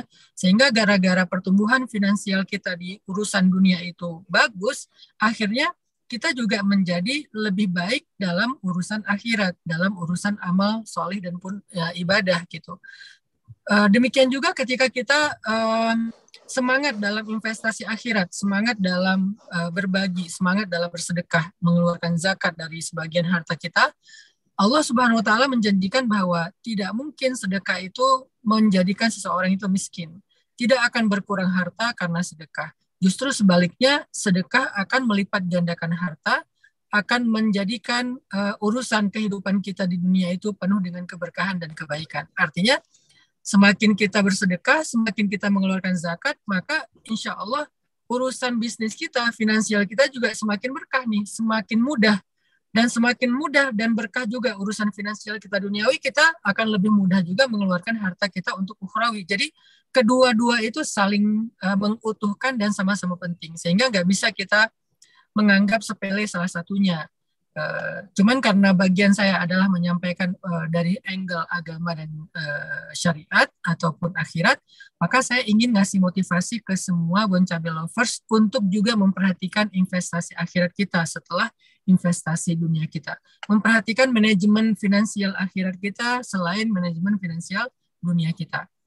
Nah, apa bentuk financial management akhirat kita atau investasi akhirat kita? Bentuknya ada yang wajib, ada yang sunnah. Yang wajib itu ada, sekurang-kurangnya yang wajib itu ada dua. Yang pertama adalah zakat mal dan yang kedua adalah zakat fitrah. Nah, yang berkaitan dengan kita kali zakat fitrah. Apa sih yang membedakan zakat fitrah sama zakat? Zakat mal itu hanya wajib bagi mereka yang mampu. Jadi bagi mereka yang mampu di sini artinya yang memiliki kelebihan rezeki. Setelah mereka pakai untuk makan, untuk kebutuhan hidup sehari-hari masih berlebih, lalu ditabung selama 1 tahun. Kalau dia mencapai angka batasan minimalnya, kemudian ditabung selama 1 tahun, ada kelebihan, maka dia dikeluarkan sekitar 2,5% sampai 5% tergantung jenis zakat malnya. Nah ini hanya untuk mereka yang memiliki kelebihan rezeki yang ada standar yang lumayan tinggi. Artinya orang yang mampu, orang yang kaya yang mengeluarkan zakat mal. Berbeda dengan zakat fitrah. Zakat fitrah itu sebetulnya lebih luas jangkauannya. Hampir semua orang itu berkewajiban mengeluarkan zakat fitrah kecuali orang yang pada hari Idul Fitri nggak ada makanan di rumahnya. Hanya mereka yang tidak berkewajiban mengeluarkan zakat fitrah. Yang di hari Idul Fitri tidak ada makanan di rumahnya untuk mereka makan seharian. Artinya mereka tuh bukan orang miskin, tetapi orang fakir. Karena orang miskin itu biasanya bisa makan sekitar 3 hari, 5 hari, bahkan sebulan, cuman makanannya pas-pasan, nggak ada yang lebih, itu orang miskin. Tapi kalau orang fakir sehari pun nggak bisa makan, nggak jelas, nggak terjamin gitu kebutuhan mereka. Sehingga orang yang fakir itulah satu-satunya orang yang mungkin punya alasan untuk tidak bayar zakat. Dan rata-rata insya Allah kalau dengan standar kayak gini, kebanyakan dari kita kaum muslimin di Indonesia itu berkewajiban membayar zakat fitrah. Nah, kenapa sih standar zakat fitrah ini lebih luas daripada zakat mal? Kenapa zakat fitrah ini cenderung hampir semua orang jadi wajib? Bahkan bayi yang baru lahir di dunia itu sudah wajib zakat fitrah. Beda dengan zakat mal, hanya orang yang mampu aja. Bayi, orang yang tua yang nggak bisa ngapa-ngapain, pokoknya semua orang yang bernyawa itu wajib zakat fitrah. Kenapa? Karena Allah Subhanahu wa Ta'ala ingin mengajarkan kita, semua orang ngerasain yang namanya berbagi, semua orang ngerasain yang namanya memberi, semua orang ngerasain yang namanya kemuliaan, harga diri, izzah, ketika kita bisa membantu orang lain. Bukan hanya dibantu, bukan hanya melihat, menonton keadaan orang lain yang susah, tetapi kita dikasih kesempatan sama Allah, bahkan dilibatkan lewat syariat oleh Allah agar kita mau berbagi, memberi, membantu, dan memiliki harga diri karena sudah membantu orang lain. Yang kedua, dengan semua terlibat lewat zakat fitrah ini, Allah lagi pengen karena arti zakat itu kan suci ya. Jadi dengan zakat Allah ingin mensucikan hati kita, mensucikan harta kita. Dari apa? Kalau hati kita, Allah ingin sucikan dari sifat kikir. Jadi tujuan dari zakat itu sebetulnya menghilangkan sifat kikir. Apa indikasi sifat kikir itu hilang? Ketika kita tidak lagi merasa kekurangan, tidak lagi merasa kehilangan terhadap harta yang kita keluarkan di jalan Allah. Itu udah nggak ada lagi sifat kikir. Mulai dari yang wajib sampai yang sunnah. Bagusnya sih ditambah dengan sedekah ya. Artinya kalau misalnya orang udah biasa zakat, lalu dia tambah lagi dengan sedekah, apalagi di bulan Ramadan dia rajin bersedekah, semakin besar angka sedekahnya atau zakatnya, menunjukkan semakin kecil sifat kekikiran di dalam hatinya. Maka siapa yang dermawan kepada manusia, Allah juga akan dermawan kepada dia. Siapa yang kikir kepada manusia, Allah juga akan irit kepada dia. Kenapa? Karena Allah itu memperlakukan kita sesuai dengan amal dan performance ibadah kita. Makanya Allah pengen melatih orang yang beriman lewat zakat, lewat sedekah, lewat infak, dan seterusnya itu untuk menghilangkan sifat kikir dari hati mereka sehingga dunia itu sudah tidak menjadi ikatan di dalam perasaan dan mental mereka. Dunia itu bukan sesuatu yang ada di hati mereka, tetapi dunia itu ada di genggaman mereka. Jadi dalam Islam itu kikir adalah salah satu ciri orang cinta dunia. Dan cinta dunia walaupun sekecil zarrah itu penyakit. Makanya Islam melarang kita cinta dunia. Terus kalau kita nggak cinta dunia, apa kita nggak boleh memiliki dunia? Nah ini kebalik nih. Kita harus membedakan antara menggenggam dunia atau mencintai dunia. Yang dilarang dalam Islam adalah mencintai dunia. Tetapi kalau kita tidak mencintai dunia di dalam hati, namun kita menggenggam dunia dan seisinya dengan tangan kita, maka itu boleh-boleh aja. Yang nggak boleh itu ada dunia walaupun 1 rupiah di dalam hati kita. Tetapi boleh dunia itu sekian triliun di dalam tangan kita, selama dia tidak masuk ke dalam hati kita. Nah, gimana ngebersihinnya? Lewat tadi, yang wajibnya zakat, yang sunnahnya infak, sedekah, dan seterusnya, sehingga akhirnya hilanglah sifat kikir kita dan cinta dunia kita yang bisa menjadi penyakit hati dan penyakit mental kita. Bagaimana cara Allah memotivasi orang untuk mengeluarkan zakat, infak, sedekah, wakaf, hibah, hadiah, dan seterusnya, termasuk nafkahnya seorang suami kepada istri, biar nggak terlalu irit, biar nggak terlalu pas-pasan, termasuk membantu saudaranya yang kesusahan. Gimana cara Allah memotivasi orang supaya mau investasi akhirat dengan cara menjalankan syariat tadi, zakat, dan seterusnya. Allah memotivasi kita dengan memberikan sebuah analogi di surat Al-Baqarah tadi, ayat 261. Ternyata menurut Allah, satu benih yang kita keluarkan di jalan Allah, itu akan Allah balas menjadi 700 pohon. Bukan 700 benih ya, 700 pohon. Jadi kalau misalnya kita sedekah benih nih, karena saya di Bandung juga punya program sedekah benih, sedekah pohon ya. Jadi kalau kita mau sedekah benih nih, satu benih sebutlah pohon tomat misalnya atau cabai, maka kemudian satu benih yang kita sedekahkan di jalan Allah itu dari pohon tomat atau cabai, nanti akan Allah balas senilai 700 pohon cabai yang sudah panen, tomat yang sudah berbuah, dan seterusnya. Ini menunjukkan bahwa sedekah, zakat, dan seterusnya itu adalah tawaran yang paling spektakuler, tawaran yang paling menguntungkan. Kita punya banyak banget ya tawaran investasi dunia, bisnis, segala macam, dengan bagi hasil yang variatif banget. Tetapi nggak ada satupun proposal, offering, tawaran tentang investasi yang melebihi tawaran Allah. Allah itu udah sebaik-baik yang mau tawar-menawar dengan hambanya, yang mau jadi partner kita dalam tijarah, dalam dagang. Allah itu udah sebaik-baik yang memberikan tawaran kepada seorang mukmin. Apa tawaran Allah? Kalau kita mau mengeluarkan satu benih, Allah ganti dengan 700 benih minimal. Ada kata minimalnya. Kenapa? Karena batasan maksimal itu bahasa Allah wasi'un alim, sangat luas. Yudha'if liman yasha. Allah tambahkan, tidak ada batas. Jadi minimalnya 700 kali lipat, maksimalnya tidak ada batas. Nah, inilah investasi akhirat. Sehingga dengan motivasi ini saya berharap kita bisa mengeluarkan zakat di bulan Ramadan setahun sekali dan mengeluarkan juga fitrah, selain zakat mal juga zakat fitrah, plus sedekah pagi, sore dengan berbuka malam, baik transfer maupun langsung ngasih ke orangnya atau dalam bentuk barang dan seterusnya. Intinya kita keluarkan harta kita juga, selain kita juga memanage finansial duniawi kita, menginvestasi uang kita dalam urusan dunia, kita investasikan juga di akhirat yuk gitu. Kenapa? Karena itu akan dibalas oleh Allah minimal 700 kali lipat, dan itu Allah maha benar, Allah maha menepati janji. Nggak mungkin Allah membiarkan orang yang berinvestasi akhirat kemudian dia rugi, itu nggak mungkin. Makanya balance saja antara manajemen finansial kita di dunia sama investasi akhirat kita, supaya insya Allah dengan kayak gitu kita menjadi orang yang lebih berkah hidupnya. Gitu, Kang Danan. Wah, ini saya menarik banget ya, karena tadi Ustadz bilang orang yang kikir adalah orang yang mencintai dunia. Ternyata saya mencintai dunia selama ini, Ustadz. Karena saya pelit. Seandainya tidak bertemu Mbak Prita hari ini, saya masih mencintai dunia. Tapi ternyata bisa di-manage cintanya sehingga bisa digenggaman ya Pak Ustadz ya. Betul. Sebetulnya kalau kita yakin dengan janji Allah, Mas Danang, yang kita tuh merasa sayang, merasa kehilangan itu karena ketika kita memberi dan membantu orang lain itu kita masih berpikir bahwa uang dan harta kita berkurang kan. Ya. Sedangkan kita misalnya yakin dengan janji Allah tadi di surat Al-Baqarah 261, salah satunya karena banyak banget ayat dan hadis tentang ini. Kalau kita yakin sama janji Allah, kita justru akan berlomba-lomba untuk mengeluarkan harta kita dalam kebaikan karena kita yakin dibalasnya lebih gede.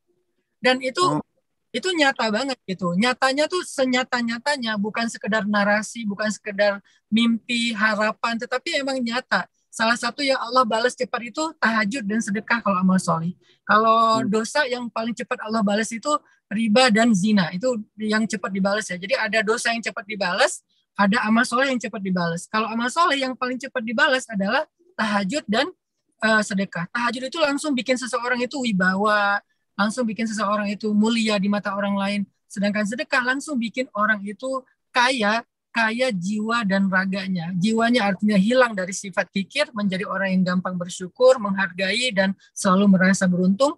Dan raganya akan Allah cukupkan segala kebutuhannya, baik dalam bentuk materi maupun dalam bentuk kehidupan yang bahagia. Kita belajar yakin itu, baru kita akan ngerasa bahwa yang kita keluarkan itu nggak sia-sia, Mas Dana. Gitu juga Bon Cabe Lovers. Tapi yang saya garis bawahi juga dari yang disampaikan sama financial planning di dunia dan juga investasi akhiratnya Pak Ustadz adalah, ini garis bawah saya, koreksi saya kalau salah, tapi saya yakin dengan apa yang saya pandang itu adalah menahan diri. Ya. Saum gitu ya, menahan. Bisa nggak Pak Ustadz dan Mbak Prita secara yang latihan yang bisa dilakukan di keseharian kita yang akhirnya membentuk kebiasaan untuk menahan diri kita ini gitu. Mungkin dari Mbak Prita dulu, terutama dari segi pengeluaran gitu atau keuangan, supaya bisa nabung, supaya bisa amal.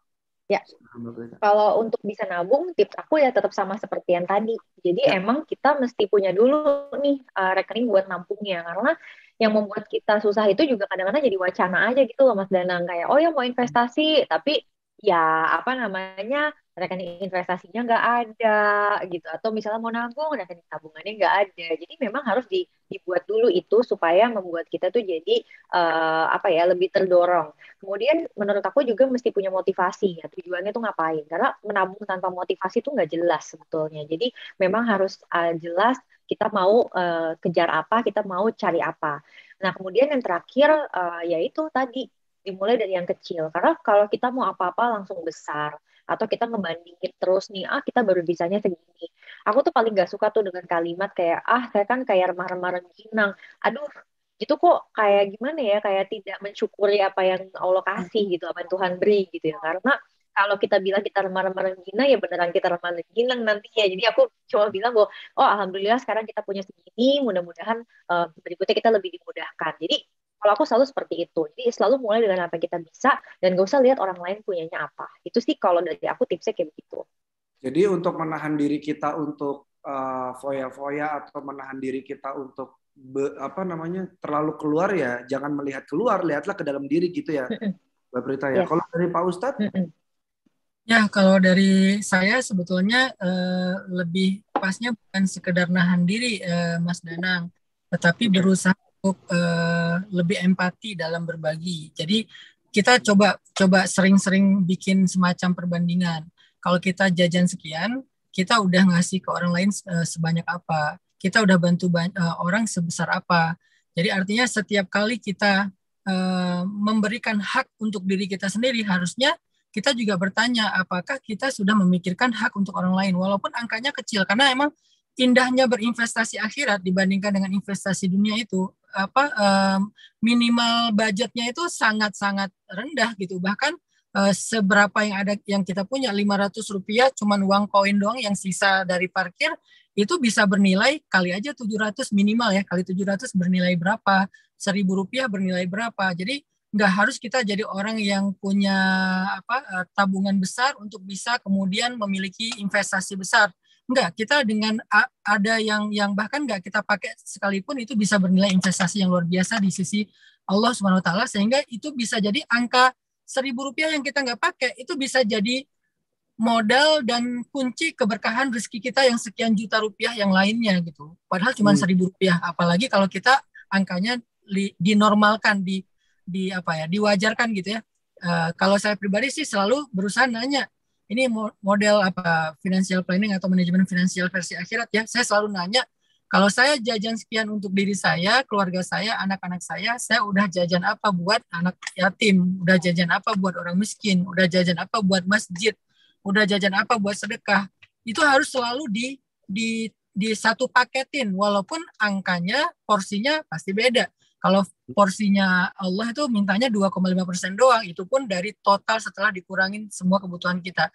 Tapi porsi kita ya masing-masing kita bisa nentuin, misalnya 10%, misalnya 5%, tergantung ini kita ya, tergantung kemampuan dan kebiasaan kita. Kalau kita mau push diri kita, misalnya kita tetapin aja, pokoknya ini nggak wajib ya, hanya motivasi aja. Misalnya 10% dari setiap saya jajan, selain ada pajak, misalnya saya juga mau ngeluarin nih buat jajanin orang miskin, jajanin anak yatim. Itu keren banget sih Mas Danang, bakalan lebih berkah lagi dan nggak ketahan tuh rezeki yang ngocor dari langit. Itu luar biasa kalau misalnya kita selalu berpikir kayak gitu. Jadi makanya kenapa Nabi itu di hari raya itu nggak ada zakat fitrah, karena semua orang menjelang hari raya kan beli baju baru, semua orang mungkin beli siapin makanan lebaran yang enak-enak segala macam. Maka muncullah zakat fitrah untuk memperhatikan tetangga kamu gimana, anak yatim yang di sebelah rumah kamu gimana, mereka makan nggak lebaran, mereka pakai baju baru nggak lebaran, pikirin mereka juga dong. Nah dengan kayak gitu kita akan balance antara diri kita dan orang lain. Itu Mas Dana. Dari Mbak Prita dan juga Pak Ustadz, saya jadi kepikiran kalau orang kekurangan pasti ada orang yang berlebihan, berarti ya Pak Ustadz sama Mbak Prita. Ya, sunatullah. Iya. Baiklah kalau begitu Pak Ustadz, terima kasih banyak Pak Ustadz. Hati-hati di jalan. Assalamualaikum. Saya pamit ya. Sampai ketemu lagi Pak Ustadz. Pak Ustadz, terima kasih banyak. Nah Mbak Prita, mungkin juga Mbak Prita punya positivity statement untuk Bon Cabe lovers di sini, terutama soal financial planning. Jadi kalau aku ya ngelihatnya kayak gini, kita tuh kan banyak orang suka ngomongin nih di Instagram atau di YouTube tentang privilege, bener nggak Mas Dana? Privilege tuh sering banget ngomongin sama semua orang gitu ya. Nah, pada dasarnya gini, saya tuh selalu percaya bahwa tiap orang itu sebenarnya hadir dengan privilege-nya masing-masing. Dan kita benar-benar nggak bisa ngebandingin kenapa yang ini begitu, kenapa yang itu begitu. Karena privilege itu sebetulnya datangnya udah dari takdirnya Tuhan, dan kita mesti melihat, kita tuh istilahnya tuh diberi amanah tanggung jawab yang mana. Contohnya, saat kita diberi kemampuan pengaruh yang besar, misalnya kayak Mas Danang nih, wih punya followers banyak banget gitu ya. Maka menurut aku itu wajib banget nih buat orang yang punya pengaruh besar itu untuk membagikan hal yang bermanfaat untuk bisa membantu orang lain. Jadi dia harus bisa menggunakan powernya itu sebenarnya untuk kebaikan. Terus kalau misalnya dia punya privilege, let's say dia diberikan kemudahan dalam pekerjaan, dia punya posisi dan jabatan yang tinggi. Maka wajib banget tuh orang itu nanti suatu hari nanti tuh misalnya bikin kebijakan atau aturan yang bisa mensejahterakan semua orang. Nah terakhir, kalau ternyata kita jadi orang yang diberikan kemudahan finansial sama Tuhan, maka menurut aku kita wajib banget mempergunakan sebagian dari harta kita untuk hal yang baik bagi orang lain dan masyarakat. Jadi artinya kalau kita diberikan amanah nih, privilege, kemudahan finansial, it also comes with responsibility. Itu juga datang dengan tanggung jawab gitu. Nah, kalau kita tidak bisa tanggung jawab, nah bukan ditanyanya sekarang. Khawatirnya nanti ditanyanya pas di akhirat, kan ngeri. Benar-benar. Repot.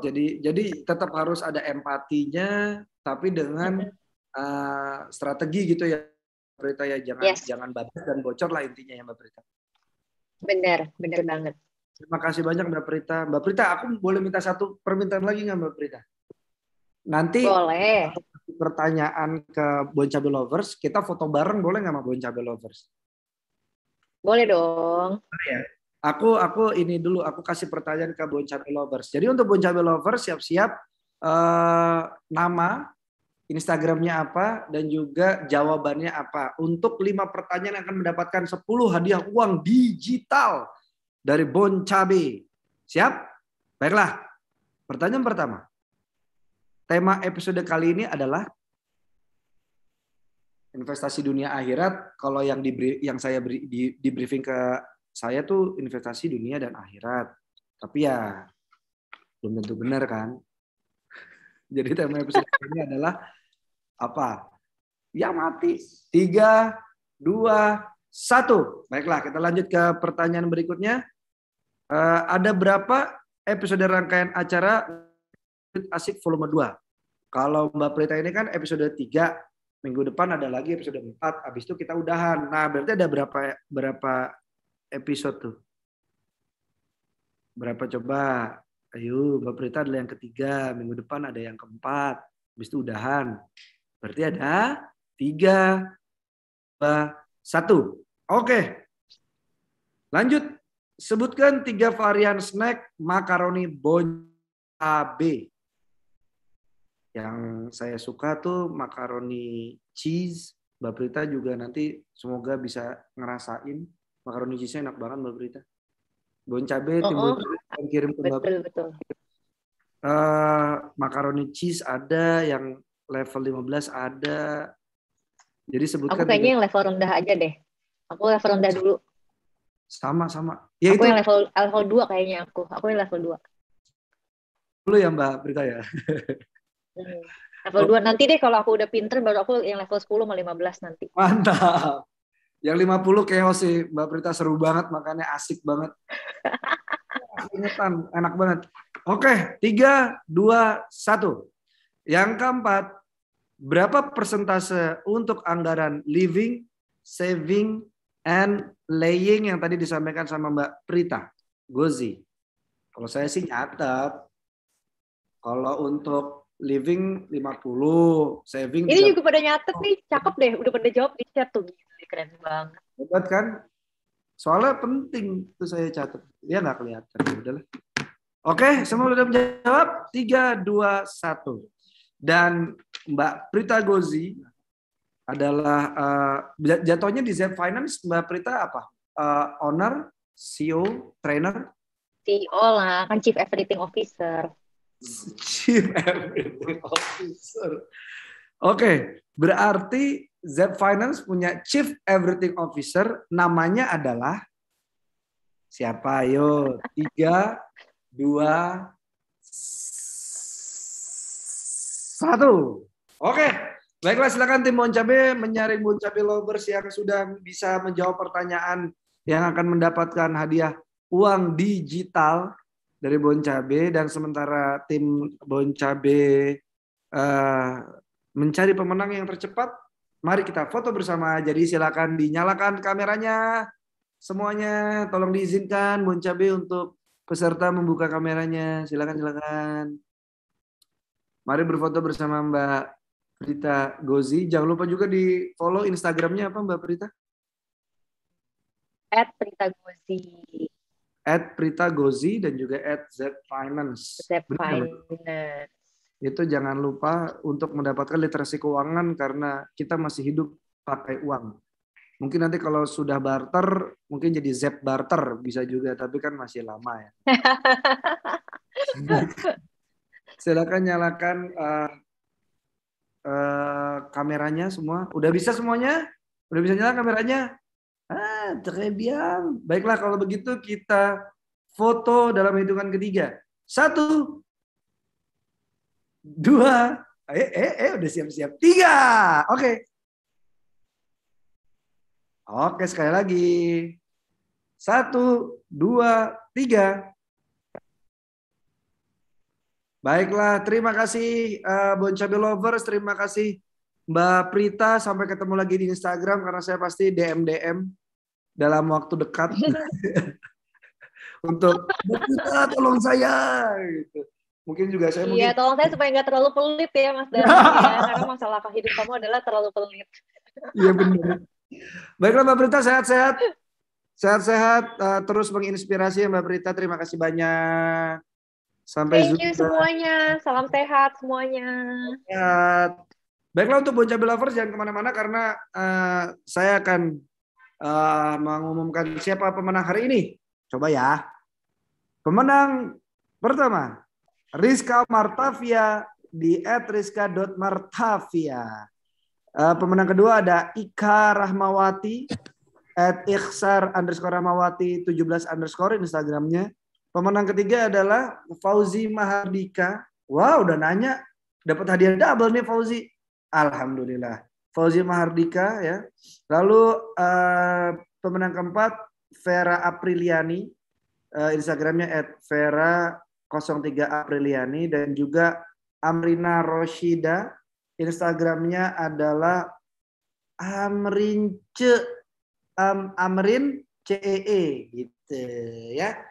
Baiklah, selamat untuk para pemenang. Jangan lupa untuk teman-teman yang hadir, untuk Bon Cabe Lovers, untuk info lebih lanjut pengambilan hadiah, mau ikutan yang episode berikutnya, cek aja langsung di Instagramnya @boncabeofficial. Jangan lupa di follow juga, dan juga jangan lupa untuk sedia selalu Bon Cabe untuk menemani sahur dan berbukamu. Kalau saran dari gue sih ya, itu makaroni keju, nyemil abis terawih, dan juga bisa coba yang sambal tabur untuk rujak, itu juga manis, asam, dan agak pedas karena levelnya level 3. Oke, baiklah terima kasih semuanya. Sampai ketemu lagi di acara Bon Cabe minggu depan. Gue Bon Cabe yang pertama. Gue Bon Cabe yang pertama. Bon Cabe asli berkualitas. Gue Bon Cabe, pedasnya beneran. Gue Bon Cabe, The real Prasara. gue Bon Cabe. Kobe. Mie Bon Cabe. Pedas sadis. Mie Bon Cabe. Enaknya bikin histeris. Mie Bon Cabe. Nikmatnya nggak habis-habis. Gue Bon Cabe. Kobe. Level 50 jantung berpacu. Nambah lagi.